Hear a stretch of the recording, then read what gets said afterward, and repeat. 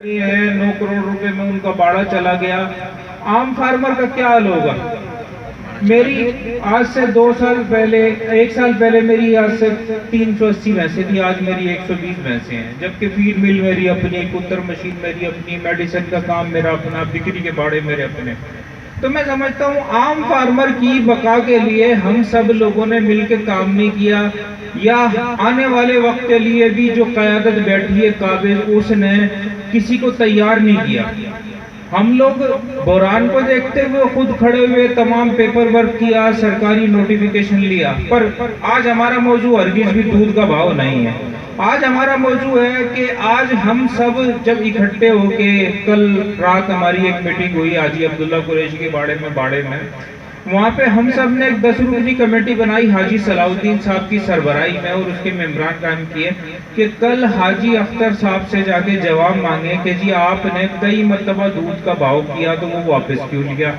उसके बाद दूध का भाव ओपन करने के बावजूद दोबारा बंदी का भाव लागू कर दिया गया, क्यों किया गया? और जो हमारे वसाइल हैं, जो करोड़ों रुपये ये हासिल करते हैं, जो दूध के भाव की मद में हमसे 14-15 करोड़ रुपए काट लिए गए, वो दूध के नोटिफिकेशन के नाम पे काटे गए, उसका हाजी साहब हमें बराए मेहरबानी हिसाब दें। उसका जो आज हमें उन्होंने हिसाब तो नहीं दिया, हमारी कोई बात भी सुनने पे तैयार नहीं हुए, हमसे इंतहाई गलीज और गंदे लहजे में हमें धुतकार के निकाल दिया गया और कहा गया कि वो तुम होते कौन हो मुझसे पूछने वाले, मैं तुम्हारा सदर नहीं हूँ। मैं बैठा हूँ अपनी ताकत की बुनियाद पे, और जो मेरे को मिलता है, जो मेरे पास फंड्स आते हैं, उसकी मैं प्रॉपर तरसील करता हूँ। मुख्तलिफ इंतज़ामिया के मुख्तलिफ उनमें उनका नाम लेना मैं मुनासिब नहीं समझूंगा। तो बहरहाल आज हम सब जो इकट्ठे हुए हैं, हम इसलिए इकट्ठे हुए हैं कि हमें एक रास्ते का तयन करना चाहिए, हमें एक प्लान तरतीब दे के रोड वाइज अपनी कमेटियों का ऐलान करना चाहिए, और जो हमारे बुजुर्गों ने पौधा लगाया था, उसे सींच के एक तनावर दरख्त बनाया था, उस पर कोई और काबिज है, तो उसे भी हमें लेना है, क्योंकि एक वाहिद एसोसिएशन है जिसकी एक प्रॉपर आमदनी है। प्रॉपर आमदनी हमारी फलाह बहबूद पर खर्च नहीं हो रही, हमारी किसी चीज़ के ऊपर खर्च नहीं हो रही, वो उसके पेट में जा रही है। तो जाहिर सी बात है, इस चीज़ के लिए हम सब इकट्ठे हुए हैं कि आज हम हर रोड की 3 रुकनी कमेटी बना दें, और अपने रास्ते का तयन करते हुए हाजी सलाउद्दीन की सरबराही में हमने एक कमेटी बनाई है 10 रुकनी, वो आज 3-3 रुकनी की टीम का ऐलान करेगी। और आप सब भाई जो लोग आए हैं, उन सब की राय की भी ज़रूरत है कि हमें करना क्या चाहिए, क्योंकि हमें किसी रास्ते का नहीं पता, हम नए हैं। हमारी क़यादत ने हमें फ्यूचर के लिए तैयार नहीं किया कि जी हमें गवर्नमेंट से कैसे बात करनी है, हमें किससे कैसे करना है, हमें भाव कैसे लेना है। ये तो हमें थोड़ी बहुत तालीम थी हमारी, उसकी बुनियाद पे हम चलते गए, और माशाल्लाह अब तक इन 6 महीनों में हमारा जो सफ़र है, जो हमने लिख दिया, वो मिटा कोई भी नहीं सकता।